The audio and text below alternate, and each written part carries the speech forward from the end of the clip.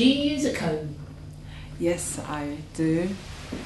Mainly to plait my hair at night when I've had it out, mainly in big plaits in the daytime. When I do it myself, I usually have 2 cane rows in the days, or have it in a ponytail. So at night, to keep it manageable for the next day, I usually have to plait it in smaller plaits so that the next day it's easy to maintain. And what type of comb do you use? Usually, because my hair has been natural for many years, it's a wide tooth comb.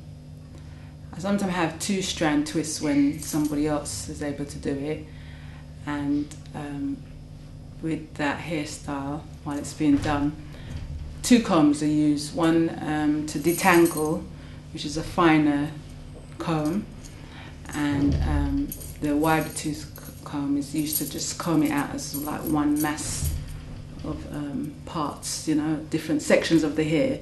But as you're coming across the smaller areas, the finer tooth is kind of used to detangle, just so that it can be twisted quite easier. And have you brought any combs with you today?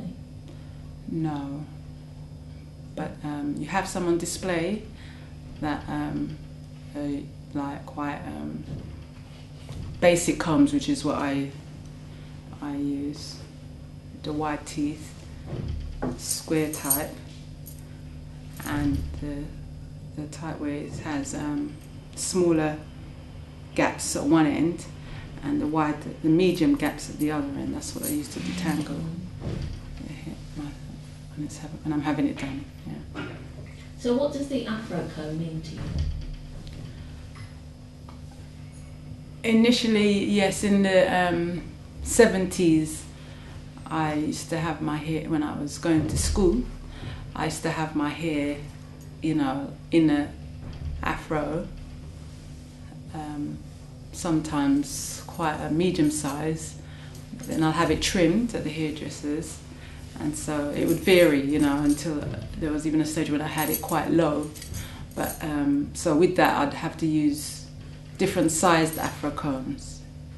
But when it was at its most height, I'd have like a longer standard type, which was making it easier to you know, make the shape of the afro comb.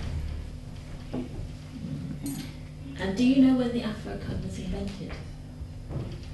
Well, through this project, I'm beginning to realise it's a comb that has been discovered, you know, and carbon dated thousands of years ago, which came as a surprise to me because I never gave it a thought, really.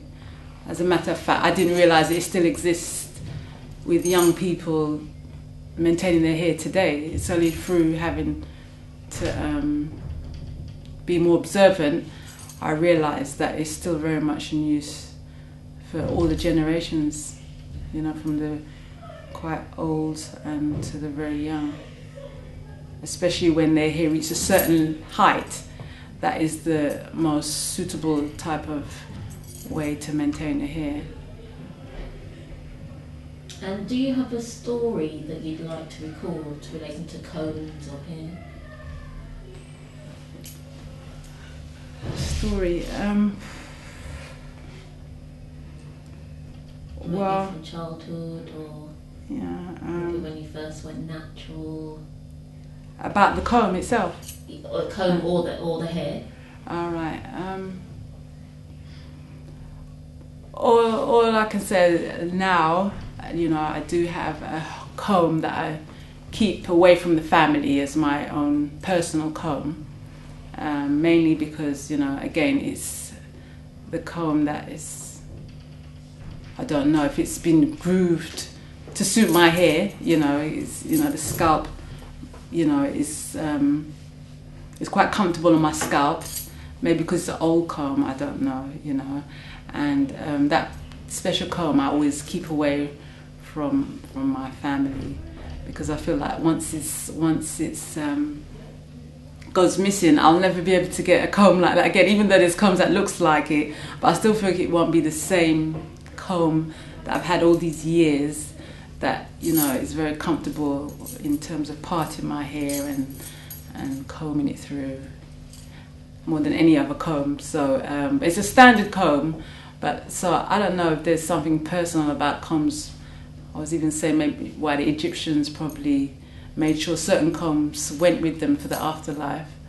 And sometimes I wonder if I'll probably think about doing that with my comb. But yeah, because I'm sure that comb will be somewhere in the house still, wherever I get moved to. Probably one of the items that I'll take with me is it's sometimes they say, what will you take with you if you had to be moved quickly or something? I had to run. I think it would be one of them would be the comb. Yeah. So just a joke really, but yeah. Excellent. Thank you. Yeah. Thanks a lot. Yeah. That's brilliant. Yeah, really. There's a fire and then you're